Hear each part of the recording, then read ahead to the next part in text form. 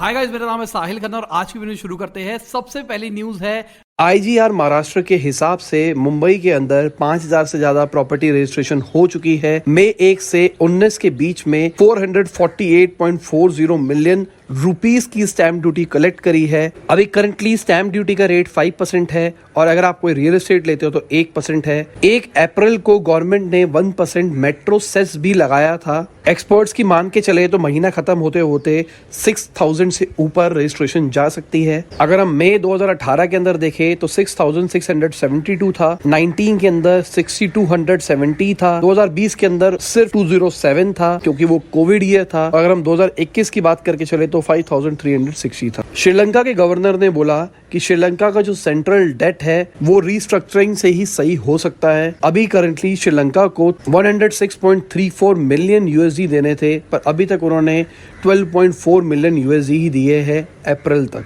Experts का कहना है उनको जल्दी से ही जो भी एक्शन लेने हैं लेने पड़ेंगे, वरना बाद में बहुत ज्यादा इश्यूज आ सकते हैं। कुछ टाइम पहले खबरों में ये भी निकल के आया था कि श्रीलंका नेगोशिएट कर रही है इंटरनेशनल मॉनेटरी फंड, जिसको हम IMF कहते हैं, उनसे लोन के लिए। जेप्टो ने अनाउंस किया 10 लाख का कॉम्पनसेशन उस डिलीवरी पार्टनर की फैमिली के लिए जो कि एक्सपायर हो गया साउथ दिल्ली के अंदर हिट एंड रन केस के अंदर। एक्सीडेंट के बाद से जेप्टो बहुत ही ज्यादा खबरों के अंदर रह रहा है क्योंकि उनका फोकस था 10 मिनट डिलीवरी और उस डिलीवरी के चक्कर में डिलीवरी वालों के साथ में हादसा हो सकता है। मैंने पर्सनली बहुत बार एक्सपीरियंस किया है। ये जो डिलीवरी गाय होते हैं ये बहुत ही गंदी ड्राइविंग करते हैं, बहुत ही रैश ड्राइविंग करते हैं। फोन कई बार उन्होंने कान पे लगा रखा होता है, विदाउट हेलमेट जा रहे होते हैं, जिग-जैग चला रहे होते हैं, अचानक ही रोड के बीच में रोक लेते हैं। तो कंपनी को कुछ सिस्टम्स ये भी बनाने चाहिए कि वो ड्राइवर्स के चलाने के तरीके को भी ट्रैक कर सके। सीनियर DGCA के ऑफिशियल्स ने बताया कि अकासा एयर का लॉन्च डिले हो सकता है और ये डिले इसलिए नहीं है कि उन्होंने कोई फाइलिंग नहीं करी है या कोई भी अपनी तरफ से प्रोसेस नहीं किया है। उनके एंड से सब कुछ डन है, पर अभी तक उनको प्लेन की डिलीवरी नहीं हुई है। अकासा एयर राकेश झुनझुनवाला जी की कंपनी है। पहले इन्होंने प्लान किया था कि जून के महीने में हम स्टार्ट करेंगे, उसके बाद उसको जुलाई पे पोस्टपोन किया गया। अब ऐसा लगता है कि थोड़ा और डिले आ सकता है। गो फर्स्ट जुलाई के महीने के अंदर अपना निकाल सकता है IPO। गो फर्स्ट इंडिया का सेकंड लार्जेस्ट एयरलाइन है और ये IPO के थ्रू प्लान कर रहे हैं 36 बिलियन रुपीस रेस करने का। साउथ एशियन नेशंस के अंदर एयरलाइन ट्रैवल फिर से रिबाउंड कर रहा है, सब कुछ इंप्रूव होता हुआ दिखाई दे रहा है। कहा जा रहा है कि पैंडेमिक लेवल से पहले वाली सिचुएशन जल्दी से आ सकती है और अगर हम पैंडेमिक से पहले की बात करके चले तो इंडिया सबसे फास्टेस्ट ग्रोइंग इकोनॉमी थी एयरलाइन की टर्म्स में।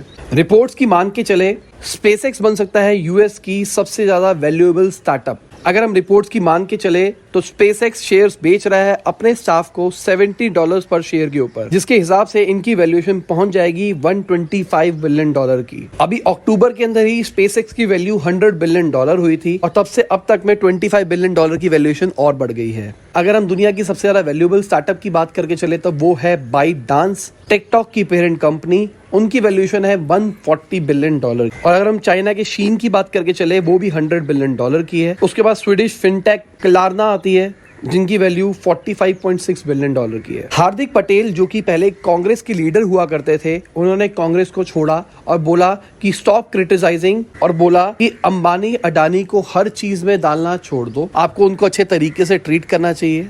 अगर हमारे प्राइम मिनिस्टर गुजरात से है इसका मतलब ये नहीं है कि आप हर चीज के लिए अंबानी और अडानी को टारगेट करो। पिछले कुछ टाइम से देखा है जब से मोदी जी आए हैं अंबानी और अडानी की ग्रोथ बहुत ज्यादा फास्ट हुई है। अब इसके पीछे उनकी बिजनेस स्ट्रेटेजी भी है, वो किस तरीके से एक्सपेंड किए हैं। रिलायंस जियो लेके आया और जियो को आप देख सकते हैं कितनी तेजी से उन्होंने एक्सपेंड किया। हम अडानी जी को देख रहे हैं, वो अलग अलग सेक्टर्स के अंदर घुस रहे हैं और आने वाले टाइम में वो और ज्यादा तेजी से ग्रो कर सकते हैं, पर लोगों को हर जगह पे यही एंगल दिखता है कि इसके पीछे कोई ना कोई पॉलिटिकल एंगल हो। एलॉन मस्क के ऊपर रिसेंटली एक सेक्सुअल हरासमेंट का हुआ है केस और उसके ऊपर एलॉन मस्क ने बोला कि इसको पॉलिटिकल लेंस से देखना चाहिए। कुछ टाइम पहले ट्विटर के ऊपर एलॉन मस्क ने क्लैरिफाई किया कि अब वो डेमोक्रेट्स को सपोर्ट नहीं करेंगे, वो रिपब्लिकन्स के लिए वोट करेंगे। उसके बाद उन्होंने ये भी कहा था कि अभी आने वाले टाइम में आप देखोगे कि मुझ पे पॉलिटिकल अटैक्स होंगे और उसके कुछ ही टाइम के बाद में उनके ऊपर ये केस निकल के आया। अब इस केस के पीछे की सच्चाई जो भी है वो तो टाइम बताएगा। जियो IQ ने रेस किए $2.25 मिलियन लेंसकार्ट से जियो IQ ने कहा कि हमारी हॉकी स्टिक ग्रोथ चल रही है इस टाइम पे। जियो IQ एक लोकेशन AI फर्म है। उनका कहना है कि उनके पास में बहुत ही जबरदस्त कम्युनिटी ऑफ साइंटिस्ट है और इस फंड से वो ग्लोबली बहुत तेजी से एक्सपेंड करेंगे। उन्होंने ये भी बताया कि पिछले 12 मंथ्स में हमने 10 टाइम्स रेवेन्यू रिपोर्ट किया है और आने वाला एक साल बहुत ही अच्छा होने वाला है। ATC ने रोकी स्पाइस जेट की फ्लाइट्स। दिल्ली एयरपोर्ट पे 12 स्पाइस जेट की एयरक्राफ्ट रोकी गई फ्राइडे मॉर्निंग को, क्योंकि एयरलाइन को जो डेली पेमेंट देनी होती है उन्होंने वो नहीं दी। बेसिकली हर एक एयरलाइन को एयरपोर्ट्स को पैसा देना होता है मंथली बेसिस के ऊपर, ताकि वो उनको रूट नेविगेशन दे सके, लैंडिंग में हेल्प कर सके, पार्किंग स्पेस दे सके, और ये सब कैश की फॉर्म में देना होता है और कुछ लेवल ऑफ अमाउंट स्टार्टिंग में एडवांस देना होता है। Venture capitalist firm India question के आनंद लूनिया ने बताया कि ये जो स्टार्टअप क्रेज है ये अभी कुछ टाइम के लिए हॉल्ट पे जाने वाला है। पिछले कुछ टाइम में हमने बहुत सारे यूनिकॉर्न्स देखे हैं और अभी के टाइम पे हम बहुत सारे ज़ॉम्बी यूनिकॉर्न्स देखने वाले हैं। ज़ॉम्बी यूनिकॉर्न्स का मतलब ये है कि पैसे तो रेस कर लिए हैं, वैल्यूएशन तो बढ़ा ली है, पर बिजनेस नहीं है। अभी तक वो अपना बिजनेस मॉडल ही फिगर आउट कर रहे हैं। पिछले कुछ टाइम में हमने स्टार्टअप जगत के अंदर बहुत ज़्यादा फायरिंग देखी है। आज के टाइम पे कंपनियां फोकस ज़्यादा कर रही है प्रॉफिटेबिलिटी के ऊपर। पहले बात हो रही थी स्केलेबिलिटी कि हमको फंड रेस करना है, हमको इस मार्केट में भी घुसना है, यहाँ पे भी घुसना है। अभी वो कह रहे हैं हमको अपना बिजनेस मॉडल प्रूव करना है।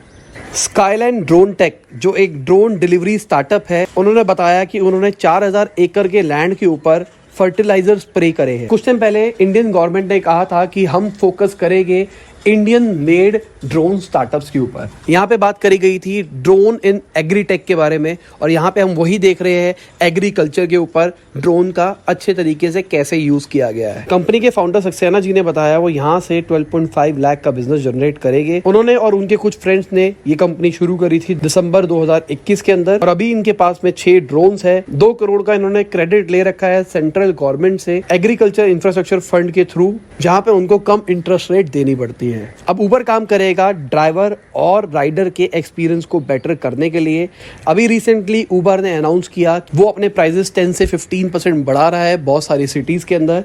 साथ में उबर ने ये भी कहा अब कस्टमर्स के लिए भी बेनिफिशियल रहेगा। उबर कुछ ड्राइवर्स को दिखाएगा कि कहाँ पे ड्रॉप लोकेशन है ताकि वो एक्सेप्ट कर सके और रिजेक्ट कर सके। सबसे बड़ी प्रॉब्लम अभी के टाइम पे राइडर्स को यही आ रही है कि आप बुक करते हो और ड्राइवर कैंसिल कर देता है, और अगर आपको मिलती भी है तो अंदर AC बंद कर दिया जाता है। तो AC वाली प्रॉब्लम को सॉल्व करने के लिए प्राइस बढ़ा दिए गए हैं और कैंसिलेशन को बचाने के लिए पहले से ही लोकेशन दिखाई जाएगी। तो स्टार्टिंग में कहा जा रहा है ये सबको फीचर नहीं दिखाई देगा, ये सिर्फ उन्हीं को दिखाई देगा जिनका एक स्पेसिफिक ट्रिप एक्सेप्टेंस लेवल होगा। अब टाइम बताएगा कि सर्विस कितनी इंप्रूव होती है दोनों पार्टीज के लिए। मैकडॉनल्ड्स की जो रशियन फ्रेंचाइजी है उनको बचाने के लिए हेल्प करेगी रशियन गवर्नमेंट। अभी रिसेंटली मैकडॉनल्ड्स ने कहा कि वो रशिया से जा रहे हैं और जो उनका बिजनेस है वो उसको बेच के जाना चाहते हैं। अब रिपोर्ट्स के हिसाब से रशियन गवर्नमेंट आगे आ रही है, वो कह रही है कि हम उन बिजनेस को बचाने की कोशिश करेंगे। पाम ऑयल के प्राइसेस घट रहे हैं। जी हाँ, आपने सही सुना, पाम ऑयल के प्राइसेस घट रहे हैं। और ये क्यों घट रहे हैं? क्योंकि पाम ऑयल के एक्सपोर्ट्स को इंडोनेशिया ने कर दिया था बैन। उनको डर लग रहा था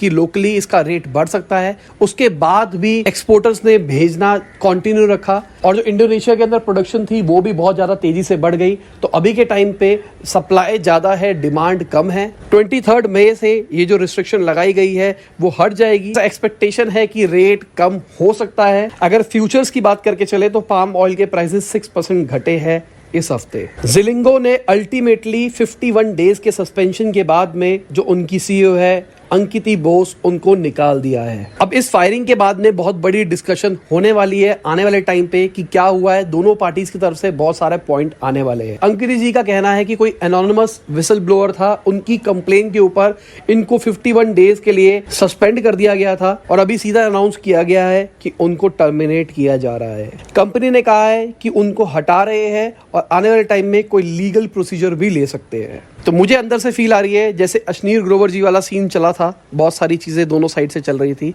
वैसा कुछ यहाँ पे भी हमको देखने को मिल सकता है। तो इसी के साथ आज की बिजनेस न्यूज खत्म होती है। उम्मीद करता हूं आपको मजा होगा। लाइक कर देना, शेयर कर देना, कमेंट बताना वीडियो कैसी लगी। बाय, गुड नाइट, शबा खैर, खुदा हाफिज, गुड मॉर्निंग, गुड आफ्टरनून।